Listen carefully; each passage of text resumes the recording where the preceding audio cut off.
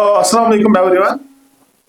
I first of all welcome our guest speaker who has come all the way from Anantnag, doctor Imtiyaz Ahmad Mantoo साहब जो कि district nodal अफसर हैं Jammu Kashmir entrepreneurship development institute में अनंतनाग से। तो डॉक्टर इम्तियाज साहब का मैं थोड़ा सा आपको इंट्रोड्यूस कराना चाहूँगा। Doctor Imtiaz has done his BBSc from this Faculty of Veterinary Science Shohama. Then इन्होंने यहाँ से MVSc भी किया है LPT डिवीजन ऑफ LPT से। तो उसके बाद इन्होंने इनकी काफ़ी सारी एक्सपीरियंसेस हैं starting from private sector to government sector. इन्होंने बाहर एक ऑर्गेनाइजेशन प्रधान के नाम है उनको उसमें भी काम किया है। तो he has lot of expertise, ठीक है, related to this animal husbandry and allied sectors. तो फिलहाल एज डिस्ट्रिक्ट नोडल ऑफिसर के हैसियत से काम करें अनंतनाग में। तो because he is very much concern to entrepreneurship. जो हमारा ट्रेनिंग प्रोग्राम है यह है MSME स्पॉन्सर्ड, ठीक है, ministry of micro small and medium industries जो कि स्पॉन्सर करते हैं ऐसे ट्रेनिंग प्रोग्राम्स को। और नोडल एजेंसी जो हमारे स्कॉस्ट में इसके है तो वो है directorate of planning SKUAST Kashmir. तो चूंकि बीइंग ए वेटरनेरियन, ठीक है, veterinary graduate and post graduate and having rich expertise and experience in the live stock sector, तो हमने इनको इनवाइट किया और इन्होंने हमारी इनविटेशन जो एक्सेप्ट की। और जिस तरह से हमने इनको बोला कि मतलब आपका लेक्चर हम चाहते हैं कि वैलिडिटी डे जो फाइनल डे है उस दिन हम रखेंगे पार्टिसिपेंट्स के लिए, ताकि ये जो आपको कुछ रिलेटेड एंटरप्रेन्योरशिप बोलेंगे तो आपको ताज़ा ताज़ा वो याद रहे। तो मैं बहुत शुक्रगुजार हूँ इम्तियाज साहब यहाँ पे आ गए हमारे यहाँ पे एज गेस्ट स्पीकर। तो मैं अब हैंड ओवर करूँगा इम्तियाज साहब को। Please welcome sir. शुक्रिया डॉक्टर मेरा साहब। Respected faculty members of this institution and dear participants, Assalamu alaikum wa rahmatullahi wa barakatuh। Basically जैसे मेरे साहब ने मेरी थोड़ी बहुत इंट्रोडक्शन दी, आप लोगों को आइडिया आया होगा कि बेसिकली इसी इंस्टीट्यूशन का मैं हिस्सा हूँ, इसी इंस्टीट्यूशन से पढ़ा हूँ और उसके बाद मैंने इसी इंस्टीट्यूशन में काम शुरू भी किया था एज रिसर्च एसोसिएट 2012 में। उसके बाद से 2013 से मैं JKEDI में काम कर रहा हूँ। मेरा जो ये टॉपिक है असल में मैंने इसको 3 हिस्सों में डिवाइड किया है। पहला तो ये हम लोग देखेंगे कि प्रॉब्लम कहाँ पे है, उस चीज़ को हम लोग एड्रेस नहीं मतलब उस चीज़ को हम लोग जानेंगे, उसको एक्सप्लोर करेंगे। उसके बाद हम लोग देखेंगे कि JKEDI का क्या रोल है और उसने इस प्रॉब्लम को कैसे सॉल्व किया है या इसको वो कैसे सॉल्व करने में मदद कर रहा है। और उसके बाद हम लोग देखेंगे कि कुछ ऐसे प्रोग्राम्स हो सकते हैं जहां से हम लोगों को असल में फ़ायदा मिलेगा, क्योंकि आप लोग यहाँ पे कुछ दिनों से ट्रेनिंग कर रहे हो। लास्ट में अगर आप लोगों को एक तो होता है थियोरेटिकल कोई फ़ायदा हुआ इस ट्रेनिंग से, दूसरा होगा अगर प्रैक्टिकली कोई फ़ायदा हुआ। 2 चीज़ें होती है। तो उसके लिए मैंने एक दो स्लाइड उसके लिए रखे हैं। कुछ स्कीम्स होती हैं जो डिफरेंट डिपार्टमेंट्स की होती है, वहाँ पे आप लोग अप्लाई कर सकते हो और अपना फ़ायदा उठा सकते हो। तो शुरू अगर हम लोग करेंगे, जैसे मैंने टॉपिक का नाम जो मैंने रखा है कि रोल ऑफ JKEDI असल में in the promotion of entrepreneurship in this Jammu and Kashmir with special reference to livestock sector, ठीक है।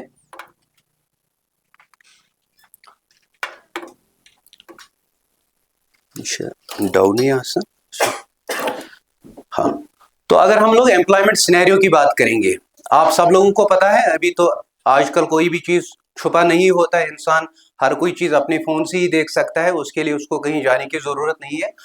आप लोगों को ये आइडिया होगा तकरीबन 1.5 करोड़ के इर्द गिर्द हमारी इस JNK की पॉपुलेशन है।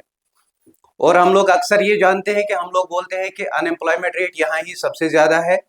क्यों बोल रहे हैं हम लोग? क्योंकि हम लोग यही देखते हैं कि जितने भी हमारा एजुकेटेड यूथ है जो इस एज ग्रुप में आता है वो अक्सर हम लोगों को बेकार दिखता है। बेकार का मतलब ये है कि वो कुछ नहीं कर रहे होते हैं। बेकार का मतलब ये नहीं कि वो कुछ कर नहीं सकते हैं, मतलब उनके पास अभी एम्प्लॉयमेंट नहीं है।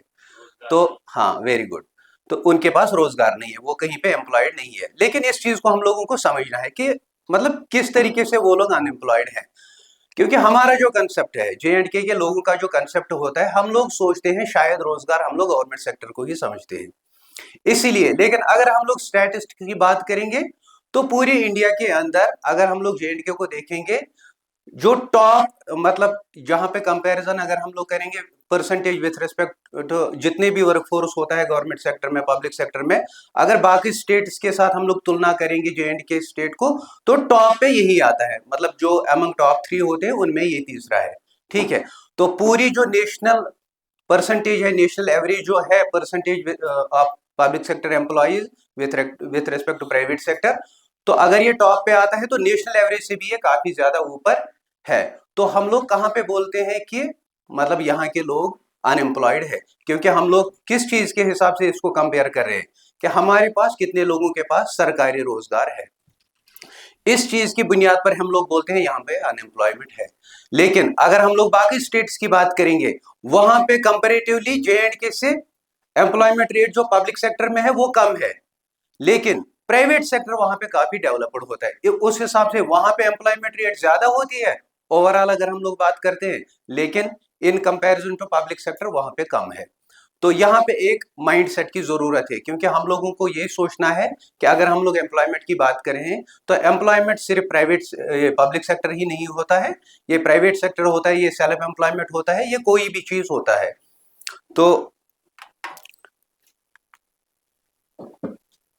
उसके बाद असल में दूसरा चीज है जहां पे मैं आप लोगों को थोड़ा ले जाना चाहता हूं, वो है कि अगर हम लोग JNK की तरफ बात करेंगे और यहाँ की इकोनॉमी की तरफ बात करेंगे, हम लोग ऐसे भी बोलते हैं कि इंडिया को अगर हम लोग देखेंगे, हम लोग अक्सर बोलते थे 2/3 जो पॉपुलेशन है वो डायरेक्टली और इनडायरेक्टली रिलेटेड टू एग्रीकल्चर या एग्रीकल्चर एलाइड सेक्टर्स के साथ होता है।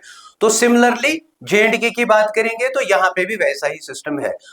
अगर इतना ज्यादा पॉपुलेशन, इतना ज्यादा परसेंटेज ऑफ पॉपुलेशन इस सेक्टर के साथ रिलेटेड है, और हम लोगों को ये भी पता है कि यही सेक्टर ज्यादा कुछ देता है टुवर्ड्स जो GDP वगैरह होता है, स्टेट का GDP होता है, तो उसमें इसी का कंट्रीब्यूशन ज्यादा होता है। तो इतने लोग जुड़ने के बावजूद भी हम लोग क्यों बोलते हैं कि हम लोग अनएम्प्लॉयड हैं, हम लोगों के पास रोजगार नहीं है? तो आप लोगों को पता है कि एक मेजर चंक जो होता है वो JNK की इकोनॉमी का इसी सेक्टर से आता है, चाहे वो एग्रीकल्चर हो या एग्री एलाइड हो। दूसरा आप लोगों को पता है हॉर्टिकल्चर, और अभी हॉर्टिकल्चर में मतलब बहुत ज्यादा काम हो रहा है, जैसे हम लोग एप्पल की बात करेंगे, बाकी की बात हाई डेंसिटी में हम लोग जा रहे हैं, और काफी उसमें ग्रोथ हम लोग देख रहे हैं, पिछले कुछ सालों से काफी ग्रोथ उसमें हो रही है। तो ये भी एक बड़ा सेक्टर है जहां से हम लोग देखते हैं कि JNK की इकोनॉमी का इस पे डिपेंडेंस है। उसी तरह लाइव स्टॉक, क्योंकि हम लोगों को पता है एक मेजर पार्ट जो एग्रीकल्चर का है वो एग्री एलाइड है, और एग्री एलाइड का हिस्सा हम लोग लाइव स्टॉक को समझते हैं, क्योंकि जितने लोग एग्रीकल्चर के साथ रिलेटेड होते हैं वो इनडायरेक्टली और डायरेक्टली असल में लाइव स्टॉक के साथ भी रिलेटेड होते हैं, क्योंकि ये सारा का सारा असल में इंटीग्रेटेड होता है, चाहे एग्रीकल्चर हो चाहे लाइव स्टॉक हो, ये इंटीग्रेटेड चीजें होती है, इनकी डिपेंडेंस एक दूसरे के ऊपर होती है। उसी तरह और 2-3 सेक्टर्स हैं, जैसे हम लोग इंडस्ट्री को देखते हैं, तो इंडस्ट्री का काफी रोल है, उसमें सर्विसेज हो या मैन्युफैक्चरिंग हो वगैरह हो, और इसमें भी काफी, अब इसमें बहुत ज्यादा हम लोग एडवांस हो चुके हैं, क्योंकि पहले जितना भी हम लोग देखते थे, हम लोग यही सोचते हैं कि जितनी भी चीजें आती है ये बाहर से आती है, हम लोगों को यही पता है शायद यहाँ पे हो ही नहीं सकता है। अगर हम किसी भी सेक्टर की बात करें, चाहे हम लोग इसी की एग्रीकल्चर या एग्री एलाइड की बात करेंगे, पहले हम लोग क्या सोचते थे, शायद यहाँ पे पोल्ट्री हो नहीं सकता है, शायद यहाँ पे डेयरी हो नहीं सकता है, जबकि आजकल अगर हम लोग डेयरी को देखते हैं तो तकरीबन हम लोग उस पॉइंट तक पहुंच गए हैं, जितना भी जहाँ पे मिल्क कंजप्शन होता है हम लोग ही अब उतना प्रोड्यूस कर रहे हैं। बहुत मामूली सा हिस्सा, कुछ 5 to 10% हम लोगों की डेफिसिट है, बाकी तकरीबन हम लोग उस लेवल तक पहुंच गए हैं। क्योंकि इसमें कंट्रीब्यूशन क्या हुआ, मेन कंट्रीब्यूशन हुआ जो हाई यील्डिंग ये ब्रीड्स होती हैं वगैरह, उनको यहाँ पे लाया गया, क्योंकि जो हम लोग मेहनत करते थे, एक नॉर्मल जो ब्रीड होता था जिसकी मतलब यील्ड, मिल्क यील्ड कम होती थी, उस पे भी हम लोग वही मेहनत करते थे, उसके लिए भी वही खाना लाते थे। लेकिन जो हाई यील्डिंग ब्रीड होता है उसके लिए भी थोड़ी ज्यादा अगर मेहनत लगती है, लेकिन एक इंसान उस पे भी वही काम करता था, दूसरे पे भी वही काम करता है, लेकिन यहाँ पे यील्ड की फर्क होती है। तो इसमें मतलब अल्लाह के फजल से मतलब डिपार्टमेंट की ही मेहनत होती है, लोगों की भी मेहनत होती है, लोग इस सेक्टर के साथ जुड़ते गए और हम लोग उस लेवल तक पहुंच गए कि हम लोगों ने तकरीबन इस जो इतनी भी हमारी कंजप्शन है मिल्क की, हम लोग उसको भरपूर कर रहे हैं। लेकिन तब भी हम लोग देखते हैं, अगर हम लोग मटन की बात करेंगे, अगर हम लोग बाकी चीजों की बात करेंगे, अगर हम लोग एग्स की बात करेंगे, इन चीजों में हम लोग अभी बहुत पीछे हैं। क्योंकि अगर हम लोग मटन की बात करेंगे तो 2/3 अभी भी हम लोगों के पास पेंडिंग है। अगर हम लोग मतलब 1/3 अभी भी पेंडिंग है। अगर हम लोग 2/3 प्रोड्यूस कर रहे हैं, लेकिन उस 2/3 का भी 2/3 मतलब अगर 2/3 60% हम लोग प्रोड्यूस कर रहे हैं, लेकिन उस 60% का तकरीबन 60% सिर्फ जम्मू डिवीजन से ही प्रोड्यूस हो रहा है। तो कश्मीर में जहाँ पे हम लोग बोलते हैं कि यहाँ पे पास्चर लैंड्स भी अवेलेबल है, यहाँ पे मतलब काफी चीजें हमारे उस हिसाब से मौजूद है, लेकिन उसके बावजूद भी हम लोग उतना मटन प्रोड्यूस नहीं कर पा रहे हैं जितना हमारा जो दूसरा रीजन है, जो जम्मू रीजन है, वो हम लोगों से ज्यादा प्रोड्यूस कर रहा है। अगर हम लोग फॉर एग्जाम्पल बोल रहे हैं हम लोग 300 मिलियन केजीज प्रोड्यूस कर रहे हैं एक साल में, तो उसमें से 200 जम्मू डिवीजन ही कर रहा है और 100 हम लोग कर रहे हैं। लेकिन अगर ओवरऑल हम लोग देखेंगे, ओवरऑल डिपेंडेंस फिर भी है, क्योंकि हम लोग डेफिसिट में है, क्योंकि 1/3 पार्ट तब भी हम लोगों के पास पेंडिंग रहता है, जो कहां से आता है, जिसको हम लोग इंपोर्ट करते हैं, चाहे बाकी स्टेट से आता है, जो हमारी नेबरिंग स्टेट से वगैरह, वहां से हम लोग उसको हासिल करते हैं। और एक है हैंडीक्राफ्ट्स और हैंडलूम, ये आप लोगों को पता ही है। अभी हो सकता है आप लोगों को उतनी ज्यादा जानकारी नहीं होगी, लेकिन जो हमारे बड़े हैं उन लोगों को ज्यादा पता है कि हैंडीक्राफ्ट्स और इसका काफी ज्यादा यहाँ पे मतलब इन्वॉल्वमेंट थी। और जो मेन सेक्टर उस जमाने में होता था, अगर हम लोग एग्रीकल्चर को एक मेन सेक्टर बोलते थे, उसी तरह हम लोग उस जमाने में हैंडीक्राफ्ट्स वगैरह को भी एक मेन सेक्टर बोलते थे यहाँ की इकोनॉमी का। और मैक्सिमम इंसान इसके साथ इन्वॉल्व होते थे, क्योंकि दिन में अगर वो अपने खेत में काम करते थे, शाम को वो लोग हैंडीक्राफ्ट्स के साथ जुड़े होते हैं। क्योंकि अब मैकेनाइजेशन की वजह से काफी चीजें बदल गई है, अब इसमें आसान मेथड्स आ गई, मशीनरी आ गई वगैरह, तो और उनका जो कॉस्ट ऑफ प्रोडक्शन जो होता है वो भी थोड़ा ज्यादा होता है, तो उसकी वजह से फिर मतलब जो बाइंग कैपेसिटी होती है वो भी उतनी ज्यादा नहीं होती है, और दूसरी चीजों की प्रायोरिटीज भी बढ़ गई। ये सेक्टर थोड़ा थोड़ा पीछे चला गया, लेकिन उसका मतलब है ये सेक्टर एक्सटिंक्ट नहीं हुआ, ये सेक्टर अभी भी जिंदा है और इसमें अभी भी पोटेंशियल है। और एक है कि जिसको हम लोग टूरिज्म बोलते हैं। टूरिज्म तो आप लोगों को पता ही है, और इसी के लिए तो J&K जाना जाता है। टूरिज्म सेक्टर, चाहे वो फिर रिलीजियस टूरिज्म हो, चाहे फिर वो यहाँ की जो मतलब जिसको हम लोग कश्मीर को ऐसे भी जन्नत बोलते हैं, तो यहाँ के जितने भी मतलब देखने वाली चीजें हैं, चाहे यहाँ के पहाड़ हो, चाहे यहाँ के पानी हो, यहाँ के जंगलात हो, जितनी भी चीजें हैं, ये सारा का सारा टूरिज्म के साथ ही रिलेटेड होता है। लेकिन इस टूरिज्म को हम लोग बहुत सारी चीजों के साथ कनेक्ट करते हैं। फॉर एग्जाम्पल अगर हम लोग टूरिज्म की बात करेंगे, तो हम लोगों का, क्योंकि जो भी इंसान यहाँ आता है उसको गाड़ी की जरूरत होती है, उसको होटल में रुकने की जरूरत होती है, उसको खाने की जरूरत होती है, तो बहुत सारी चीजें इस टूरिज्म के साथ जुड़ जाती है। उसका मतलब हम लोग ये नहीं बोलते हैं कि ये सिर्फ एक है, असल में ये इंटरडिपेंडेंट है, इसके साथ भी बहुत सारी चीजें। अगर आप लोगों में से कोई पिछले 2-3 साल से फॉर एग्जांपल पहलगाम की तरफ चला गया होगा, लेकिन अगर आज आज आप लोग जाओगे या पिछले 2-3 साल से गए होंगे, तो आप लोग मटन के एरिया से ही देखोगे, मतलब देखना शुरू करोगे, पूरे पहलगाम तक आप लोगों को ये चीजें दिखेंगी। तो उसका मतलब है ये जो ये एक सिस्टम हुआ ना लाइवलीहुड का शुरू, क्योंकि हम लोगों को पता है ऐसे हम लोग उस एक सेब को किलो में बेचते हैं, चाहे हम लोग इसको 50 रुपए किलो में बेचेंगे, 100 रुपए किलो में बेचेंगे, लेकिन उसी एक किलो को, उसी एक सेब को, वो आप एक ही सेब को 50 रुपए में बेच रहा है। वो उसको वहां पे ऑन द स्पॉट वो जूस बनाता है, बाकी कुछ चीजें करता है, और उसके साथ जिस तरह मैंने बोला कि इंटरडिपेंडेंट होता है, वहां पे मल्टीपल चीजें वो और भी रखता है, वो की बहुत सारी चीजें रखता है, वो अखरोट भी रखता है, तो वो बादाम भी रखता है। तो असल में एक ये जो टूरिज्म सेक्टर था, उसके साथ साथ इनका जो हॉर्टिकल्चर वाला पार्ट था वो भी इसमें ऐड हो गया, उसकी भी इसमें मतलब इसको मदद हो गई, इसमें उसको प्रॉफिट होने लगा। तो ये एक पार्ट था मेरी प्रेजेंटेशन का। मैंने बोला कि मैंने असल में इस प्रेजेंटेशन को 3 हिस्सों में पोटेंशियल है। दूसरा पार्ट है कि इसके लिए अब हुआ क्या है। फॉर एग्जाम्पल अगर मैं JKEDI की तरफ से आया हूं, तो इसमें JKEDI ने काम किया, कोई बताओ? Very good, Jammu and Kashmir entrepreneurship development institute. तो इसमें जम्मू एंड कश्मीर तो हम लोगों को पता ही है, ये हमारी इस यूनियन टेरिटरी का नाम है। डेवलपमेंट इंस्टीट्यूट किसी भी चीज को अगर कोई डेवलप करता है या इंस्टीट्यूशन एक इदारे का नाम होता है तो बीच हो। आप लोगों ने इस वर्ड का मीनिंग या एटलीस्ट आप लोग इसको खुल के भी बोल सकते हो, कोई बोल सकता है कि इसको हम लोग क्या समझते हैं, एंटरप्रेन्योरशिप क्या है? पता तो होगा, आप सब लोगों को पता होगा, लेकिन पता नहीं आप लोग क्यों नहीं बोल रहे हो। बेसिकली हम लोग देखो, हम लोग इंग्लिश में एक टर्म जानते हैं, उसको हम लोग बिजनेस बोलते हैं। और बिजनेस का माने क्या है? बिजनेस को उर्दू में क्या बोलते हैं? कारोबार। Very good. तो उसी तरह एक एंटरप्रेन्योरशिप है, ये एक मतलब किसी दूसरे मुल्क ने इस टर्म को इंट्रोड्यूस किया, असल में ये भी वही है। यानी कि वो काम जिससे ये कुछ पैसा मुनाफा कमा सके वो काम करना चाहता है, लेकिन इसके अंदर ये कोई इनोवेशन, कोई यूनिकनेस, कोई नया चीज डाल दे। सिर्फ दो चीजें इसमें ऐड है नोते हैं। लेकिन अगर इसी इंसान को हम लोग एंटरप्रेन्योर कैसे बोल सकते हैं? इसको हम लोग बोल ही रहे हैं ये एक बिजनेस पर्सन है, तो हम लोग इसको एंटरप्रेन्योर क्यों बोलेंगे? सिर्फ इस एक वजह से बोलेंगे कि अगर वो इस अपने कारोबार के अंदर जो ये इकोनॉमिक एक्टिविटी शुरू कर रहा है सेल्फ एम्प्लॉयमेंट के लिए, क्योंकि पहले ये अपना रोजगार शुरू कर रहा है, इसमें ये कोई भी नया चीज डाल रहा है, कोई यूनिकनेस, कोई इनोवेशन डाल रहा है, लेकिन साथ में इस इकोनॉमिक एक्टिविटी, कोई भी इकोनॉमिक एक्टिविटी अगर होती है इसके साथ रिस्क एसोसिएटेड हो, कैपेबिलिटी है या उन चीजों को ये समझता है और अच्छे तरीके से मैनेज करेगा उस चीज को जो इस काम के साथ एसोसिएटेड रिस्क होती है, तब हम इसको एंटरप्रेन्योर बोलते हैं। एक्टिविटी करना चाहता है खुद के रोजगार के लिए और वो इस इकोनॉमिक एक्टिविटी के साथ एसोसिएटेड रिस्क को मैनेज करता है और साथ में इसी इकोनॉमिक एक्टिविटी के अंदर कोई भी न्यू, और इस इंसान को जो ये इकोनॉमिक एक्टिविटी कर रहा है, जिसने अपने लिए रोजगार तैयार किया, उसी इंसान को हम लोग एंटरप्रेन्योर बोलते हैं।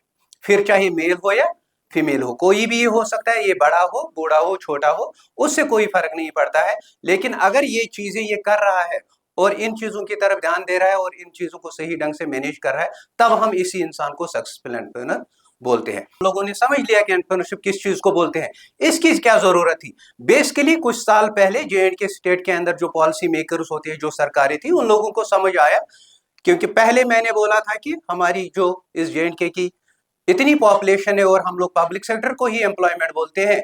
जो ये कंसेप्ट है हम लोगों का कि पब्लिक सेक्टर में जो लोग जाते हैं उनको ही एम्प्लॉय हम लोग बोलते हैं और जो नहीं जाते उनको हम लोग अनएम्प्लॉयड बोलते हैं, तो इस चीज को वो कन्वर्ट करेगा, वो इन इंसानों के अंदर ये माइंडसेट चेंज करेगा कि पब्लिक सेक्टर के बगैर भी एम्प्लॉयमेंट हो सकता है, जिसको हम लोग प्राइवेट सेक्टर या सेल्फ एम्प्लॉयमेंट बोलते हैं। तो इस चीज पे काम किया गया और 1997 में एक इंस्टीट्यूशन बनाया गया, जिसका फिर आप लोगों को जो मैंने भी नाम बताया JKDA जिसका नाम है। तो इसका मकसद अब क्या था? J&K के अंदर ये जो इकोसिस्टम तैयार करना था कि लोगों के माइंडसेट पे काम करना है, उनके एक्सपर्टीज को बढ़ाना है, ताकि ये लोग इस पब्लिक सेक्टर को ही सिर्फ ना एम्प्लॉयमेंट समझे बल्कि खुद के सेल्फ एम्प्लॉयमेंट को भी ये लोग एम्प्लॉयमेंट समझे। और इसी पे JKDA ने काम शुरू किया। तो उस हिसाब से आज तक या मतलब इससे पहले तकरीबन 40,000 लोगों को इसने अभी तक ट्रेन किया है। तो ट्रेन क्यों किया है, आगे हम लोग वो देखेंगे कि ट्रेनिंग किस हिसाब से ये कर रहा है। और उसके बाद दूसरा चीज है कि इनकी फाइनेंशियल लिंकेजेस भी करवाता है। तो तकरीबन 14,000 यूनिट्स या इससे भी ज्यादा यूनिट्स को अभी तक एस्टेब्लिश करवाने में ये कामयाब हुआ है। और जब हम लोग जितने भी ये एस्टेब्लिश्ड यूनिट्स हैं, JKEDI प्रमोटेड जितने भी यूनिट्स हैं, इन लोगों को, इन सारे यूनिट्स को एक बार सर्वे किया, एक बार नहीं बल्कि हर साल सर्वे होता है department of statistics and economics की वजह से।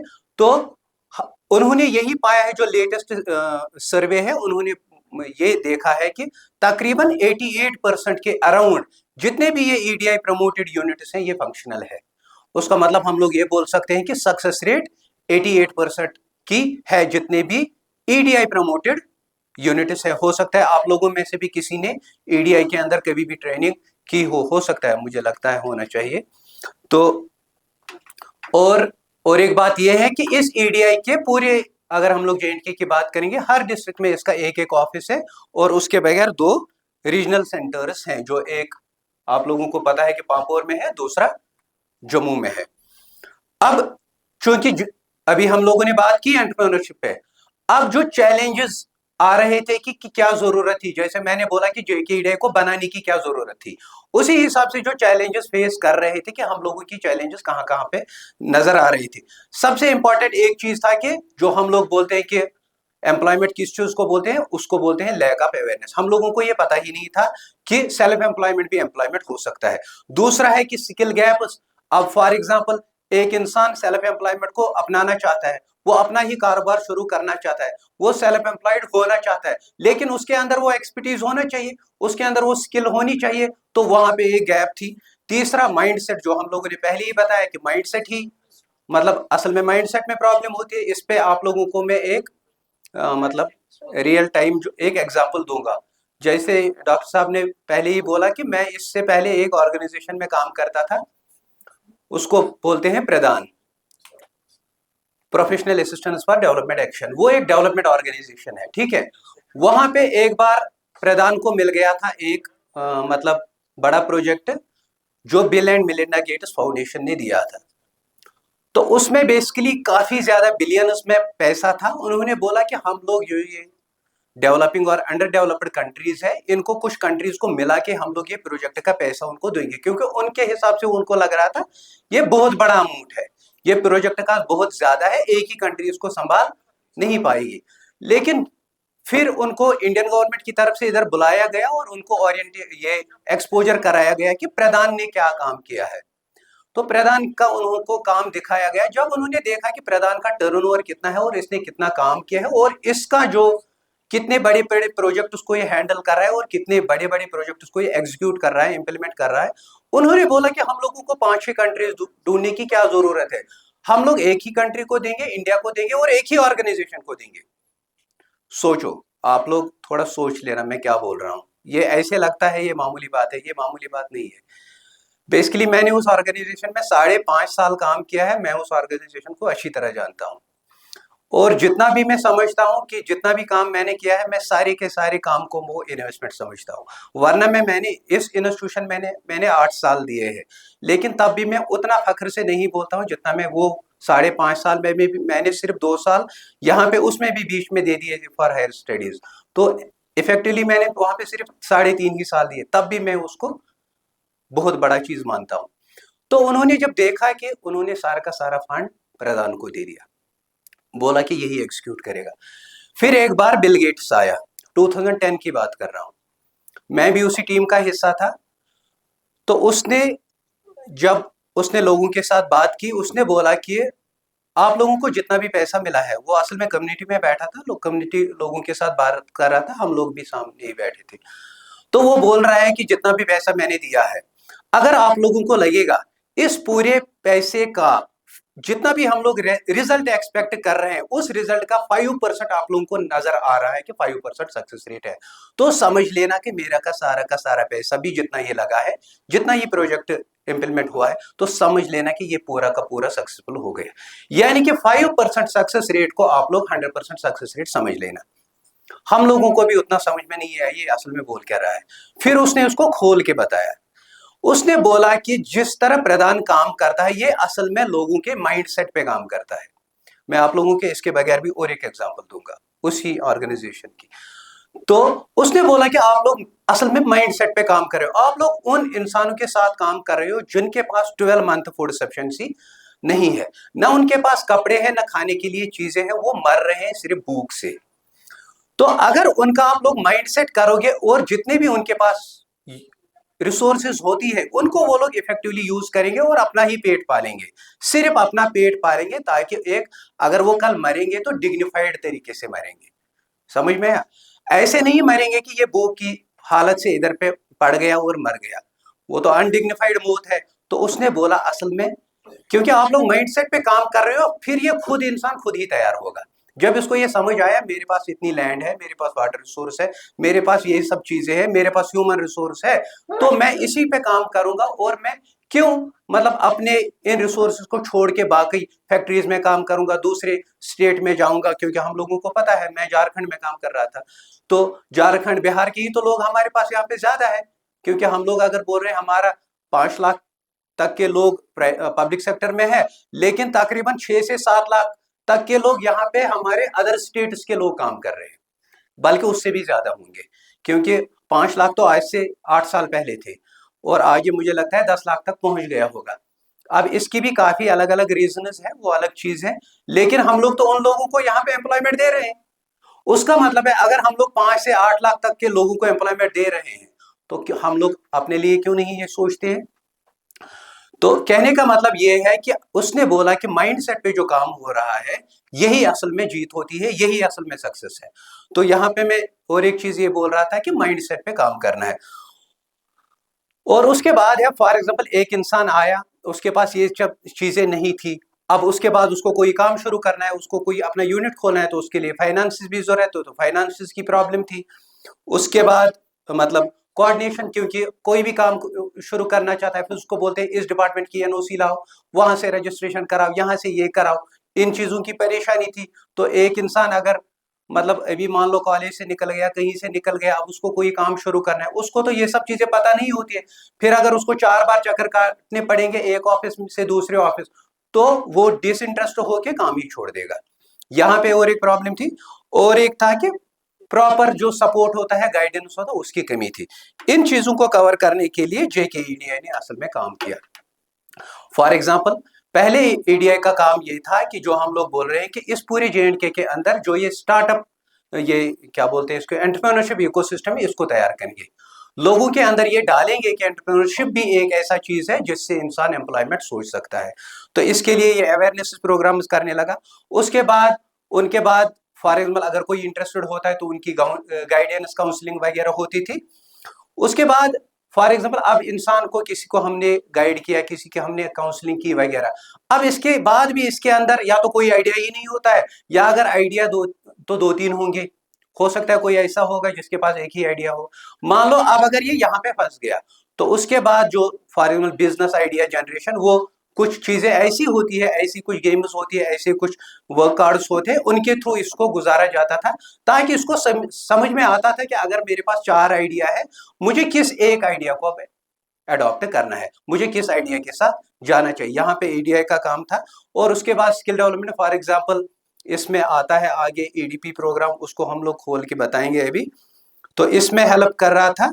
फिर डीपीआर, क्योंकि कोई भी इंसान अगर कोई प्रोजेक्ट शुरू करना चाहता है, अब उस प्रोजेक्ट के अंदर 1000 चीजें होती है। फॉर एग्जांपल अगर कोई नॉर्मल इंसान एक जनरल स्टोर ही खोलना चाहता है, कोई किराना दुकान खोलना चाहता है, उसको क्या पता है? उसको शायद यही पता है कि मुझे बाजार जाना है, वहां से माल खरीदना है, अपने दुकान में डालना है, फिर बेचना है। लेकिन इस इकोनॉमिक एक्टिविटी के साथ 1000 एक्टिविटीज और रिलेटेड होती हैं। फॉर एग्जाम्पल उसको पहले असेसमेंट करनी होती है कि मेरे पास खर्चे कितने हैं। फॉर एग्जाम्पल जिस दुकान में वो बैठा है, चाहे वो अपना है या उसने वो किराया पे लिया है, तो उसको वो चीजें सोचनी है।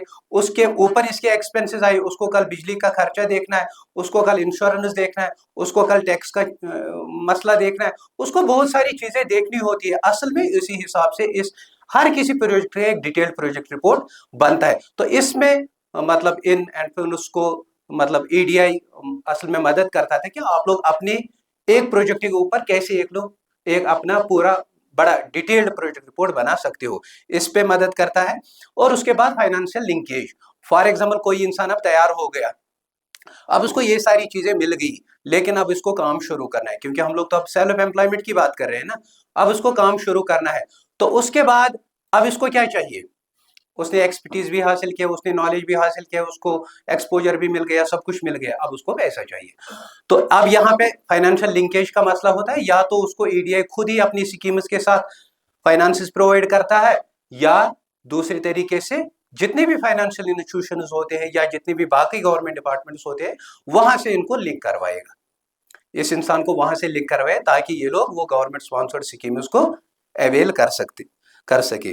और उसके बाद pre establishment and post establishment, for example EDI क्या काम कर रहा था, अब किसी को कोई यूनिट खोलना है, तो ईडीआई के जो एम्प्लॉइज होते हैं वो पहले ही उस यूनिट के पास जाते थे, तो और प्री एस्टेब्लिशमेंट सर्वे करते हैं। यहाँ पे वो पोटेंशियल, फॉर एग्जाम्पल कोई इंसान बोलता है मुझे एक डेयरी का यूनिट खोलना है, अब बहुत सारी चीजें देखनी होती है कि पहले तो लोकेशन, दूसरा चीज वहां पे मार्केट का क्या आउटरीच है कि नहीं, ये अपने प्रोडक्ट को बेच सकता है। फॉर एग्जांपल उसको सारा का सारा वहां पे प्रोडक्ट बिका नहीं, तो उसके बाद क्या इस अपने प्रोडक्ट वो प्रोसेस कर सकता है?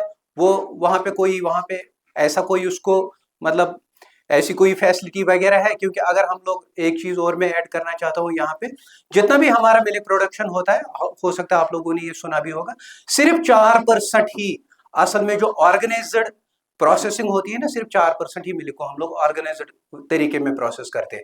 बाकी 96% को हम लोग क्या करते हैं, या तो हम लोग रॉ ही बेच देते हैं, या तो हम लोग अनऑर्गेनाइज्ड तरीकों में उनको हम लोग प्रोसेस करते हैं। फॉर कोई दही बेचता है, कोई पनीर बेचता है वगैरह, लेकिन कितना परसेंटेज, सिर्फ 4% ही मतलब पूरे मिल्क प्रोडक्ट को हम लोग ऑर्गेनाइज्ड तरीके में हम लोग प्रोसेस करते हैं।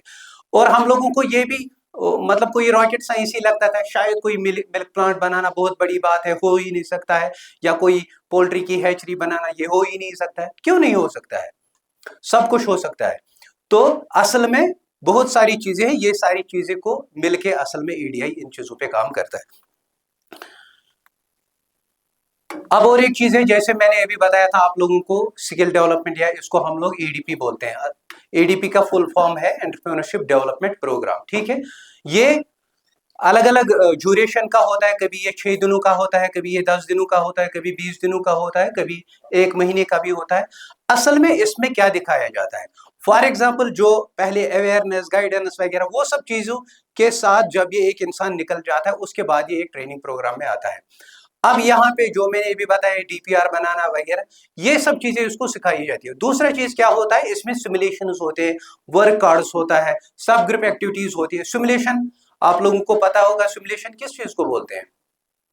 अगर कोई भी काम अगर हम लोग नकली तरीके से करते हैं, फॉर एग्जाम्पल एक इंसान पोल्ट्री फार्म चला रहा है, ठीक है, अगर उसी काम को हम लोग, क्योंकि वो रियलिटी में चला रहा है, लेकिन उसी काम को हम लोग वर्चुअली चलाएंगे, यहाँ पे उसको हम लोग बाज़ाब्ता तौर पर पैसा देंगे, हम उसको बोलेंगे ये पैसा आपको रॉ मटेरियल खरीदने के लिए है, तो वो raw material in the form of कुछ भी, चाहे वो इसको उठाता है, ठीक है, ये एक चूजा है फॉर एग्जांपल, ऐसे ही वो 100 चूजे लेता है, फिर उनको ये ग्रो करेगा और वर्चुअली एक कमरे के अंदर ये इस बिजनेस को कर रहा है।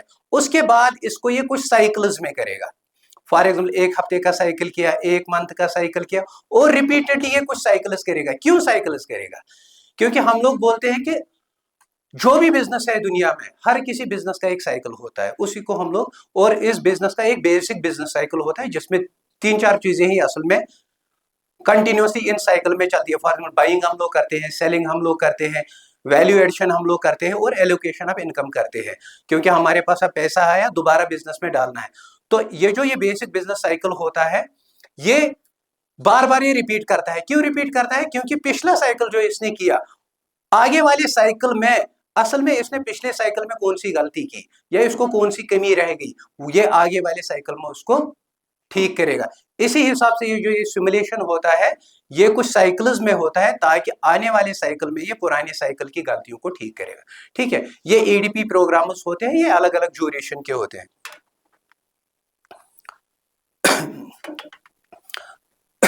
और एक चीज में मैं इसमें असल में भूल गया, ऊपर में ही लिखा था जब हमने जेकेडीए के बारे में बात की, वहां पे एक चीज लिखा था, कैटलाइजिंग एजेंसी। तो कैटलिस्ट पे तो आप लोगों ने पढ़ा होगा, कैटलिस्ट किसको बोलते हैं? हाँ हाँ, क्या मदद करता है? Very good. हाँ, इसको हम लोग बहुत सारी डेफिनेशंस में हम लोग इसको बोल सकते हैं, इसको डिफाइन कर सकते हैं। और अगर हम लोग इसको आसान भाषा में यही बोलेंगे कि कैटलिस्ट असल में वो एक चीज होता है, यहाँ पे कुछ चीजें होती है और यहाँ पे कुछ चीजें बनानी होती है, वो बीच में अपना काम करता है और खुद वैसा का ही वैसा निकल जाता है जैसा वो था।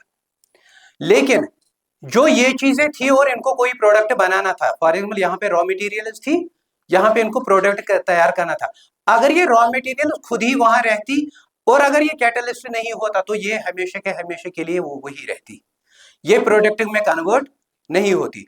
तो इस कैटलिस्ट का असल में मेन रोल होता है। अब मैं वापस जाऊंगा, जैसे मैंने अभी बिल गेट्स की एग्जांपल बोली थी, अब मैं उसी ऑर्गेनाइजेशन की और एक एग्जांपल बोलूंगा, और एक ऑर्गेनाइजेशन की एग्जांपल बोलूंगा, दोनों को सिर्फ कैटलिस्ट को समझाने के लिए बोलूंगा। जब मैं प्रदान में गया, जब मैंने यहाँ पे बीएससी खत्म किया 2007 में, यहाँ पे ही प्लेसमेंट हो गई इसी इंस्टीट्यूशन में, यहाँ पे। तो मैं जब वहां पे चला गया, तो उन्होंने सबसे पहले हम लोगों को बताया, जो ओरिएंटेशन हमारा प्रोग्राम था, उन्होंने बोला कि प्रदान के जो प्रोफेशनल्स हैं, ये एक कैटलिस्ट की तरीके से काम करते हैं। और हम मतलब वो लोग उस टाइम, क्योंकि मैं प्रधान का हिस्सा उस टाइम नहीं था, तो उन्होंने बोला हम लोग असल में चेंज एजेंट्स हैं। हम लोग क्या है, जो मैं भी बोल रहा था कि रॉ मटेरियल को कन्वर्ट करना है प्रोडक्ट, तो उन्होंने बोला, फिर मुझे याद आ गया, मैंने कहा मैं तो 11th-12th में भी पढ़ रहा था कैटलिस्ट क्या होता है, फिर पूरे बीवीएससी में भी पढ़ा कि कैटलिस्ट क्या होता है।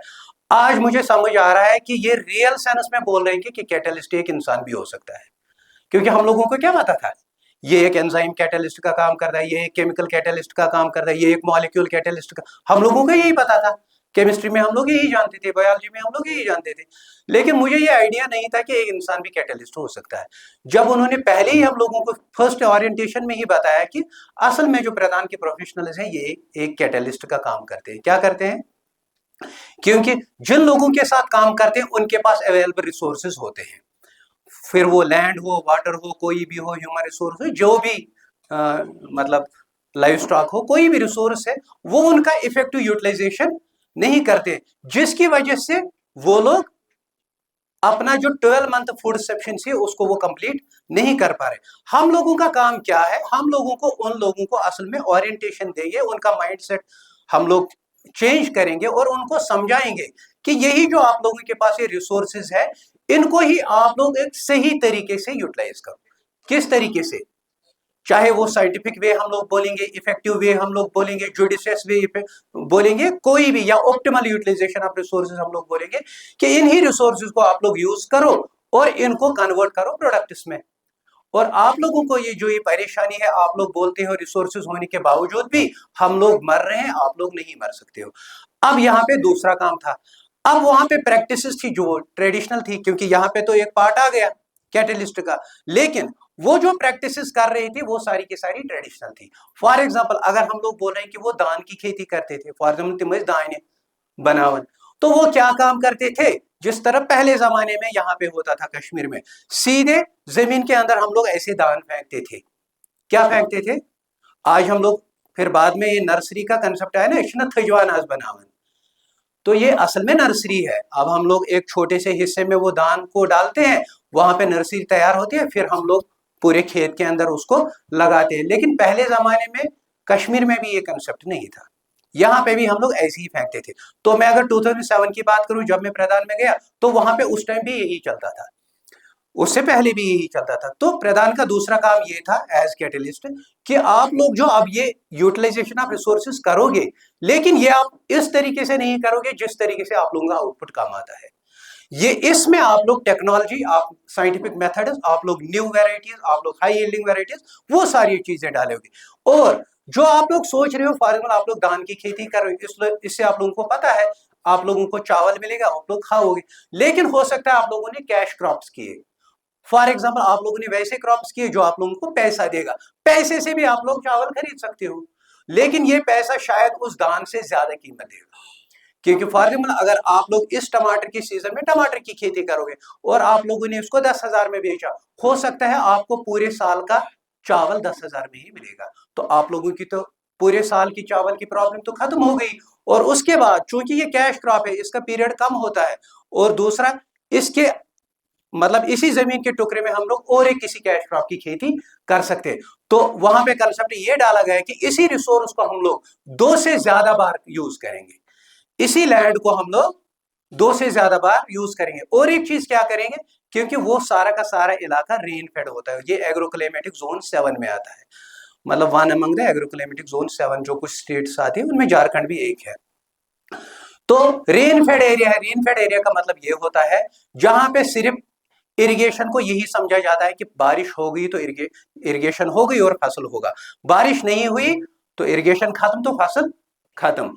उन लोगों का कंसेप्ट यहाँ पे चेंज करना था कि आप लोग वाटर हार्वेस्टिंग कर सकते हो, इसी रेन वाटर को आप लोग हार्वेस्ट कर सकते हो, इसी वाटर आप रेन वाटर को आप लोग स्टोर कर सकते हो, और आगे वाले टाइम में आप लोग इसी जमीन में उस पानी को यूज करोगे। तो यहाँ पे फिर मुझे समझ आया कि एक कैटलिस्ट क्या करता है, एक कैटलिस्ट। और एक एग्जांपल मैं दूंगा क्योंकि टॉपिक इसके ज्यादा आगे और कुछ नहीं है, इससे आप लोगों को मैं सिर्फ समझाना चाहता हूँ। उसी प्रधान के टाइम में मुझे एक ऑर्गेनाइजेशन के पास एक्सपोजर विजिट के लिए भेजा गया, वो महाराष्ट्र में है, अहमदनगर डिस्ट्रिक्ट में, उसका नाम है CRHP, comprehensive rural health project, आप लोग गूगल पे देख सकते हो। उसको 2 लोगों ने शुरू किया था, मियाँ बीवी थे, दोनों डॉक्टर थे मेडिकोस, और दोनों यूएसए में काम करते थे। फिर उन लोगों को भी समझ आया, जिस तरह इस प्रधान के फाउंडर को समझ आया, इसके भी 2 फाउंडर्स थे, एक का नाम दीप जोशी है और दूसरे का नाम विजय महाजन है, जो प्लानिंग कमीशन का मेंबर है। और इनको रैमन मैग्सेसे को हम लोग एशियन नोबेल प्राइज बोलते हैं। और उनको भी, जो वो है सीआरएचपी के फाउंडर्स, उनको भी रैमन मैग्सेसे मिला, उनको भी पद्म भूषण वगैरह इनको भी मिला। तो उनका नाम है रजनीकांत एरोले एंड मेबल एरोले, वो जो मियाँ बीवी थे। वो लोग मतलब अच्छे डॉक्टर थे, बड़े डॉक्टर थे। उन लोगों को यही समझ आया कि हमारे यहाँ पे इन्फेंट मोर्टेलिटी ज्यादा होती है। उस इलाके में जहां वो लोग रहते थे, ठीक है, उन्होंने अहमदनगर डिस्ट्रिक्ट को सिलेक्ट किया। उन्होंने यहाँ देखा कि यहाँ पे काफी इन्फेंट मोर्टेलिटी होती है अक्सर, क्योंकि ये मैं झारखंड में भी देखा हूँ और रियलिटी बता रहा हूँ। वहां पे फूड इनसफिशिएंसी की वजह से हर किसी माँ बाप को 4, 5, 6, 7 बच्चे जरूरी रखने पड़ते थे, क्योंकि मैंने ये खुद देखा है। वहां पे इनको 10 साल 15 साल होने तक इन 6-7 बच्चों में 3-4 बच्चे मर जाते थे, और सिर्फ वजह एक होता था, या तो वो भूख से मरते थे या तो मलेरिया से मरते थे, क्योंकि कपड़े भी पहनने के लिए नहीं होते थे, तो मच्छरों के काटने की वजह से उनको मलेरिया होता था और मर जाते थे। दूसरा रीजन, बड़ा रीजन था कि वो लोग भूख से मरे थे।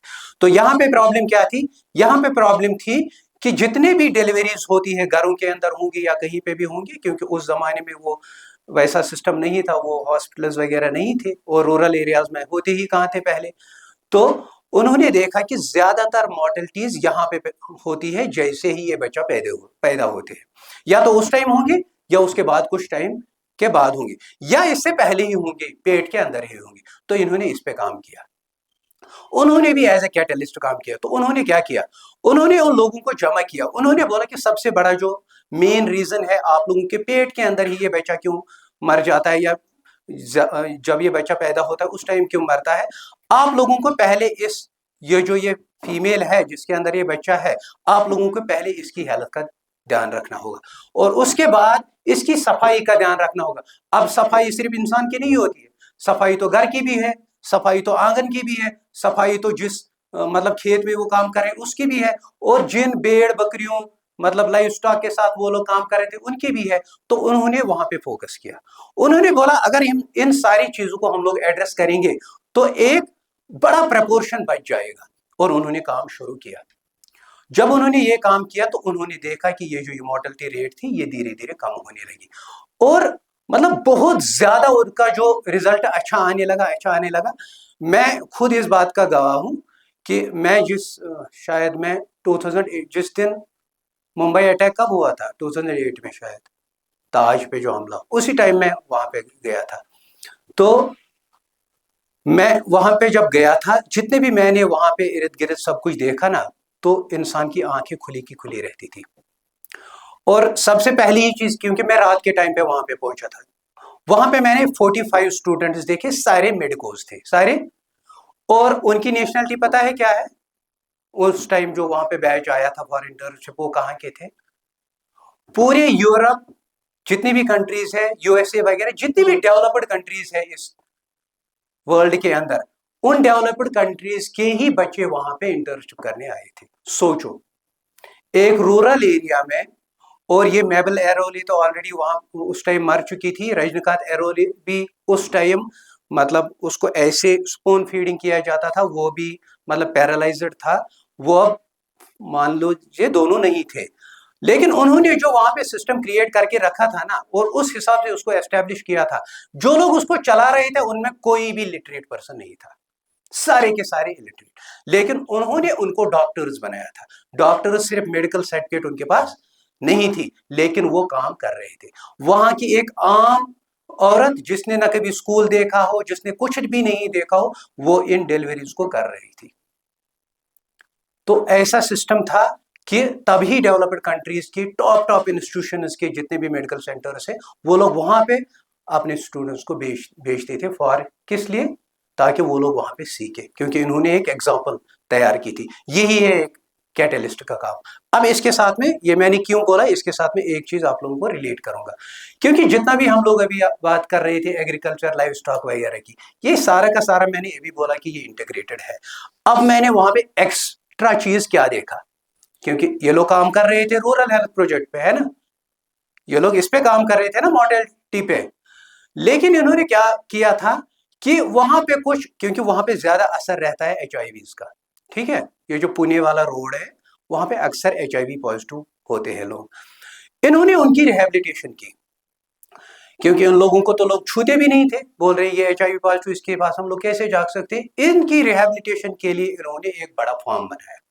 फार्म क्या बनाया, वहां पे इंटीग्रेटेड फार्मिंग इन्होंने की, वहां पे हर, क्योंकि उस फार्म में हम लोग गए हैं एक्सपोजर विजिट में, मैंने खुद देखा, और जितने भी वहां पे HIV पॉजिटिव है सबके साथ हम लोग अच्छी तरह मिले, उनके साथ बात की, और उनके हाथों का दूध वगैरह सब वो लोग वहां पे ही लाते थे। फॉर एग्जाम्पल हमने बोला कि बकरी का दूध पीना है, तो उसी टाइम बकरी से निकाल के दूध हमको पिलाया।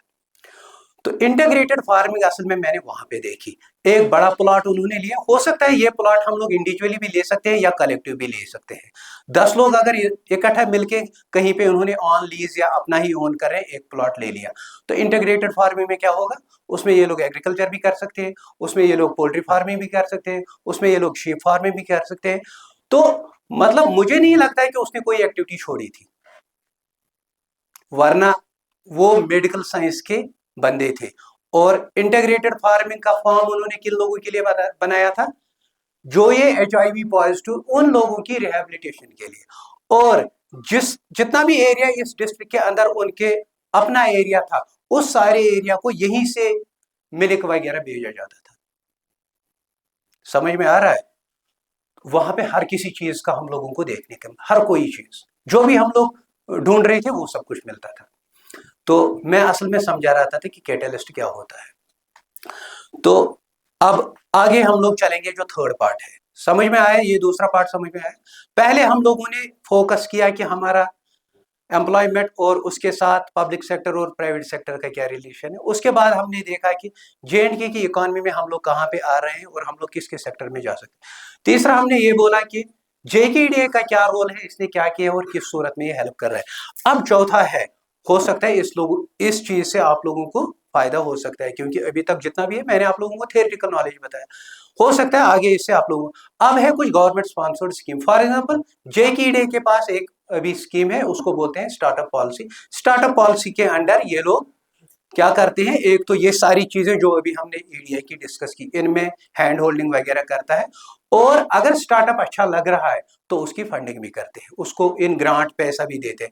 फॉर एग्जाम्पल किसी का इंक्यूबेशन सेंटर में उसके पास अवेलेबल रिसोर्सेज नहीं है, उसके पास अवेलेबल स्पेस नहीं है, उसको इंटरनेट चाहिए, उसको ये इंफ्रास्ट्रक्चर चाहिए, उसको सिस्टम चाहिए, उसको कंप्यूटर चाहिए, उसको लैब चाहिए, वो सारी की सारी भी चीजें भी उसको मुहैया करता है।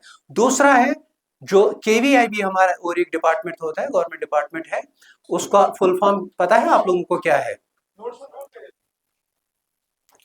Khadi and village industries board. यहाँ पे भी कुछ स्कीम्स होती हैं, जैसे JKREGP है या PMEGP है, तो इनकी फुल फॉर्म तो जाने की जरूरत नहीं है, आप ऐसे ही याद रखो। असल में JKREGP को बोलते हैं Jammu and Kashmir rural employment generation programme, और PMEG को prime minister's employment generation programme. इन स्कीम्स के अंडर कोई भी अगर अपना कोई काम शुरू करना चाहे तो 35% तक की उसको सब्सिडीज मिलती है। उसी तरह अगर हम लोग एम्प्लॉयमेंट की बात करेंगे, जो एम्प्लॉयमेंट डिपार्टमेंट हर किसी डिस्ट्रिक्ट में होता है, वहां पे अभी एक फ्लैगशिप प्रोग्राम चल रहा है, हो सकता है आप लोगों ने सुना भी होगा, उसका नाम है मिशन युवा। सुना है आप लोगों ने? हाँ, मिशन युवा के अंदर मल्टीपल स्कीम्स है, क्योंकि ये एक बहुत बड़ा इनिशिएटिव है, गवर्नमेंट का एक बहुत बड़ा इनिशिएटिव है।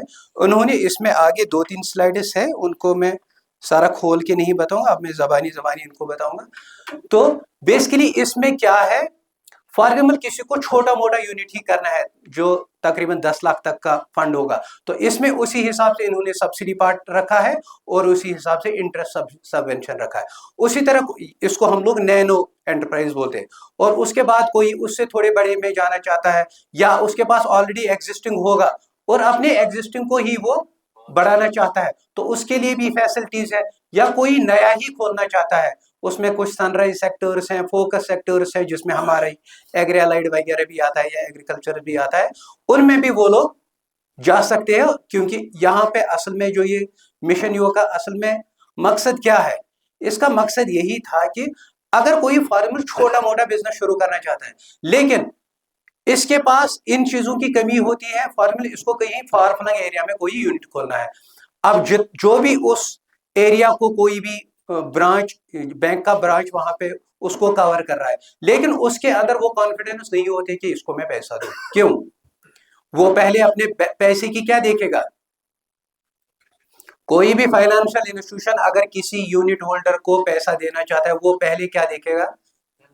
हाँ, वो पहले अपने पैसे की सिक्योरिटी देखेगा, क्योंकि उसको वापस चाहिए ना पैसा, विथ क्या? With interest. Very good. हाँ, एक तो उसको पैसा भी वापस चाहिए, ऊपर से उसको इंटरेस्ट भी चाहिए, तो इसीलिए वो पहले ही देखेगा कि इस यूनिट की फिजिबिलिटी है कि नहीं है, वो अपने पैसे की सिक्योरिटी को चेक करेगा, उसके बाद ही वो फंड करेगा। लेकिन यहाँ पे ही फिर कंसेप्ट आता है इस मिशन युवा का, क्योंकि अगर कोई इतना सा छोटा सा भी यूनिट खोलना चाहता है, क्योंकि उसको जब ये सब्सिडी पार्ट मिलता है, इंटरेस्ट सबवेंशन मिलता है, तो बैंक को एक कॉन्फिडेंस आता है। क्या आता है? मान लो जिसकी ये फाइनेंशियल सिक्योरिटी सोच रहा था, इस फाइनेंशियल सिक्योरिटी को ये स्कीम ही कवर कर रही है। समझ में आ रहा है मैं जो बोल रहा हूं? आप लोग समझ रहे हो?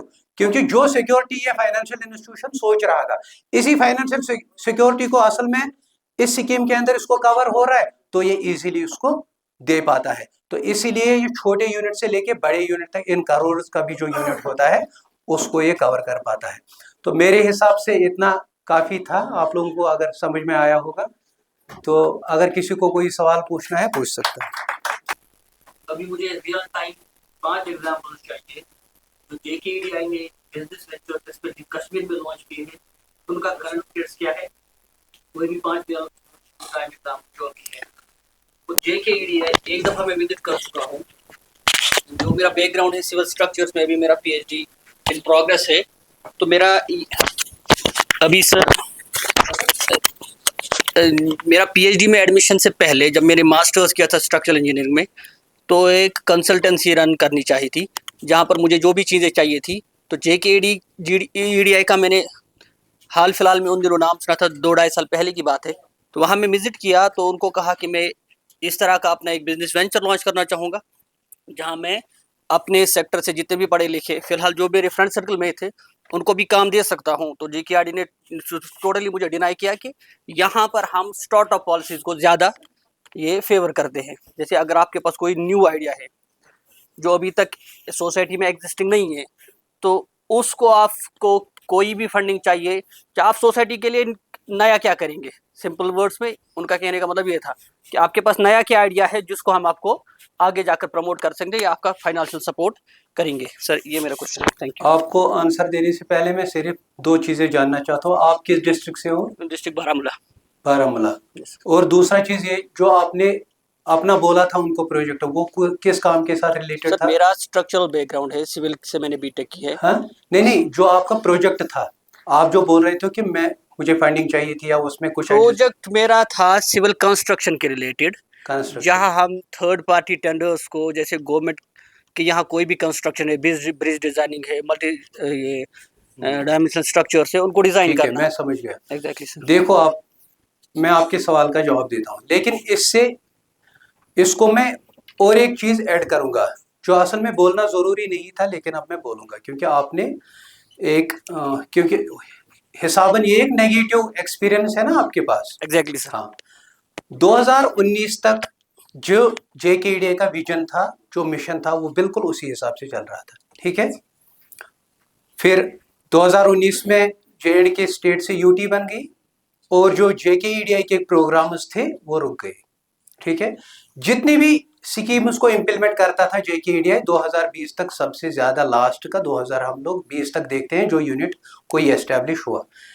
2020 के बाद कोई भी यूनिट एस्टेब्लिश नहीं। क्यों? इसलिए नहीं हुआ कि जितनी भी सारी स्कीम्स थी उनको ऑन होल्ड पे रखा गया। ये भी नहीं बोला गया है कि मत करो, लेकिन फंडिंग भी जब नहीं आती है तो उसका मतलब है वही है कि मत करो। ठीक है, लेकिन ऐसा कहीं नहीं लिखा था कि इनको नहीं करना है। लेकिन अगर हम लोग एक्चुअल देखेंगे तो ऑन होल्ड का मतलब है हम लोग नहीं कर रहे हैं। और उसके बाद फिर और एक प्रोग्राम था जिसको हम लोग स्टार्टअप इंडिया बोलते थे। तो JKDI को बोला कि जितने भी आप लोगों को अगर आ रहा है कोई स्टार्टअप में, तो उनको स्टार्टअप इंडिया के साथ रिलेट करो, हो सकता है आपने वो किया भी होगा। फिर और एक पॉलिसी नई आ गई कि आप स्टार्टअप इंडिया को छोड़ के 2024 में इन्होंने JNK जम्मू कश्मीर की स्टार्टअप पॉलिसी नई बनाई। अब यहाँ पे कंडीशंस थी स्टार्टअप पॉलिसी का भी, मेरा इसी पेन ड्राइव में, अगर आप चाहेंगे तो मैं आपको वो PPT दूंगा। उसमें कुछ कंडीशंस है कि स्टार्टअप हम लोग किसको समझते हैं। ये आपके क्वेश्चन का आधा जवाब है, ठीक है। स्टार्टअप किसको समझते हैं, फॉर अभी रियल टाइम मैं आपको एक एग्जांपल दूंगा। ये जो मेरे साथ है, मेरे साथी, इन्होंने भी सिर्फ 2 दिन पहले एक स्टार्टअप को रजिस्टर किया, ठीक है। और पहले बताया गया कि ये चीजें इसमें पेंडिंग है, तो रिवर्ट किया गया। फिर उन्होंने वो चीजें उसमें ऐड की, तो फिर दोबारा सबमिट किया। आज जब ये अभी JKDI गया, मैं भी साथ था, तो वहां पे इसको बोला गया कि JKDI ये स्टार्टअप इंडिया के साथ आपने रजिस्टर नहीं किया, वहां पे एक आपको रजिस्ट्रेशन सर्टिफिकेट मिलेगी। उस रजिस्ट्रेशन सर्टिफिकेट हिसाबन अब वो एलिजिबिलिटी बन गई किसके लिए, Jammu and Kashmir startup policy के लिए। उसी हिसाब से असल में कहने का मतलब ये है कि ये जो Jammu and Kashmir startup policy है, इसके पीछे कुछ कंडीशंस है। स्टार्टअप वो लोग किस चीज को समझते हैं कि ये कोई नया चीज होना चाहिए। उन लोगों को लगा होगा जो आपका प्रोजेक्ट है या जो आपका आइडिया था, वो उस हिसाब से उन पे वो नहीं आ रहा है। एक वजह यही हो सकती है, मतलब इनकार की। तो मुझे लगता है मेन वजह यही हो। दूसरा चीज आपने बोला कि आप 5 एग्जांपल्स दोगे, मैं अपने ही डिस्ट्रिक्ट की बात करूंगा। आप कभी डक्सुम आए हो? नहीं सर। इसलिए क्योंकि मैं अब अनंतनाग से हूं, तो मैं वहां का ही, या मतलब एक बड़ा हॉस्पिटल है हमारे अनंतनाग में जिसको हम लोग अलनूर हॉस्पिटल बोलते हैं। वो भी एक मेडिकल ही स्टूडेंट था जिसने ADI के अंदर ये मतलब स्कीम को अवेल किया, और उसके बाद उसने पहले तो छोटा मोटा ही अलनूर हॉस्पिटल खोला, फिर वो बड़ा हो गए। फिर कभी आप देख सकते हो कि अगर आप रास्ते में चलोगे, जब आप बिजबिहार से अनंतनाग की तरफ जाओगे, तो राइट साइड में आपको बहुत बड़ा हॉस्पिटल मिलेगा। उसी तरह अगर आप कभी डक्सुम गए, तो वहां आपको एक पैराडाइज रिट्रीट, और ये असल में सिर्फ एक पैराडाइज रिट्रीट एक होटल नहीं है। जो मैंने पहले बोला था ना, टूरिज्म के साथ ही इंटर रिलेटेड एक्टिविटीज होती है, ये असल में एक चेन है। तो उस इंसान ने क्या किया, उसको हम लोग, उसने स्टार्टअप नहीं किया, उसने सिंपली ADI की जो स्कीम्स थी उनको उस टाइम अवेल किया। तो उस चेन को उसने क्या किया, टूरिज्म के साथ रिलेट किया। फॉर एग्जाम्पल कोई गुलमर्ग में भी रुकना चाहता है, उसको वो गुलमर्ग में भी स्टे देगा, हो सकता है अपना होटल नहीं हो। चाहे पहलगाम में रुकना चाहता है, वहां पे उनका होटल है, वहां पे उसको, और उसके बाद भी और कहीं पे भी उसको कोई भी काम करना होगा डक्सुम एरिया, क्योंकि उस एरिया को भी उसने प्रमोट करना चाहा, जबकि डक्सुम एरिया में वैसा कोई होटल था ही नहीं। लेकिन उतना सारा पैसा उन्होंने वहां पे क्यों इन्वेस्ट किया, उतना सारा पैसा क्यों खर्चा किया? एक तो एरिया भी प्रमोट हो, लेकिन फिर मैंने और एक चीज उनमें देखा कि देखो, जब इंसान इस काम में उतर जाता है ना, फिर उसको और भी चीजें दिखाई देती हैं। एक बार मतलब उस टाइम CM थी महबूबा मुफ्ती, ठीक है। उन्होंने बोला जो आप लोगों ने वुमेन एंटरप्रेन्योर्स तैयार किए उनका लिस्ट दे दो, मैं हो सकता है मैं किसी के साथ बात करूं। तो अनंतनाग में भी 5 हम लोगों ने, उस टाइम भी मैं अनंतनाग में ही पोस्टेड था, हमने भी 5 दिए, एक वही थी। उसके पहले ही मुझे JKDI ने बोला कि आप लोग एक बार उधर जाके देखो कैसा है, फंक्शनल है यूनिट वगैरह, क्योंकि CM को देना है। तो पहले तो यूनिट अगर नॉन फंक्शनल होगा तो फिर तो परेशानी होगी ना आगे। मैं वहां पे गया, जब मैंने देखा सब कुछ मैंने ठीक देखा, तो यूनिट फंक्शनल है, सब कुछ ओके है। उसके बाद फिर उससे थोड़ा नीचे एक पार्क हमने देखी। उस टाइम सीजन नहीं था, मतलब इन स्कूल्स का सीजन नहीं था, बच्चे लोग एक्सकर्शन नहीं जाते। तो उसने मुझे बोला, उसने बोला ये जो आप ये पार्क देख रहे हो ना, ये वीरान जगह थी, इसको मैंने सिर्फ 75,000 लोगों पे डिपार्टमेंट ऑफ टूरिज्म से लिया, यानी कि जो कोकरनाग डेवलपमेंट अथॉरिटी है, वहां का जो कोकरनाग का एरिया है उसी के अंडर वो आता है। तो उनसे मैंने सिर्फ 75,000 में इसको ऑन लीज ले लिया, वो भी 5 साल के लिए। कितने साल के लिए? अब 1 साल पे उसको कितना पैसा पड़ा, कितना पड़ा? 15 साल देना, 15 पंजे 75, हाँ ठीक हो, 15 साल। फिर मैंने उसको बोला कि जब अभी ये बच्चों का चल रहा था, स्कूल वगैरह ऑन थे वगैरह, तो उसने बोला मैं एक दिन में ही वो 15,000 कमा रहा था। अब फॉर एग्जाम्पल हम लोग पूरे साल को छोड़ देंगे, हम लोग सिर्फ 6 महीने ही रखेंगे। मान लो 6 महीने हम लोग मतलब सर्दी के रखेंगे, 6 महीने ही रखेंगे। और अगर वहां हर दिन भी कोई स्कूल नहीं जाता होगा, 4 स्कूल नहीं जाते होंगे, हम लोग एक वीक में एक ही रखेंगे, तो उस हिसाब से कितनी इनकम उसने की। वरना अगर आप उसको देखोगे जो एरिया उसने लिया, बिल्कुल ये उसका होटल है पैराडाइज रिट्रीट, आगे बिल्कुल तपर आड़ पकन, तपर सब दरिया वसान, सह दरिया बटिस पे जमीन टुकर अंद अंद थोमुत कोकरनाग डेवलपमेंट अथॉरिटी गंडित, सिंपल। अम क्या कर काम, अम रई अत मज पोश वोश वगैरह, तो अतन बच्चे रुकन तोड़ वसन बस। तो ना बस मैं बासन मैं वो नहीं, अब ज्यादा एग्जांपल देने की जरूरत नहीं, लेकिन अगर आप मुझे अपना कांटेक्ट नंबर देंगे मैं आपको बारामूला की ही एग्जांपल दूंगा। और किसी को कोई सवाल? थोड़ा करो ना वैलिड कि मुझे पेपर्स पे जल्दी कर तो तुम क्या सबसे ना ड्यूरिंग लंच आराम से इंटरेक्शन करिस ना ऐसा लंच वयम पतस थोड़ा बहुत तकलीफ मामला तिल गो। और चलो शुक्रिया।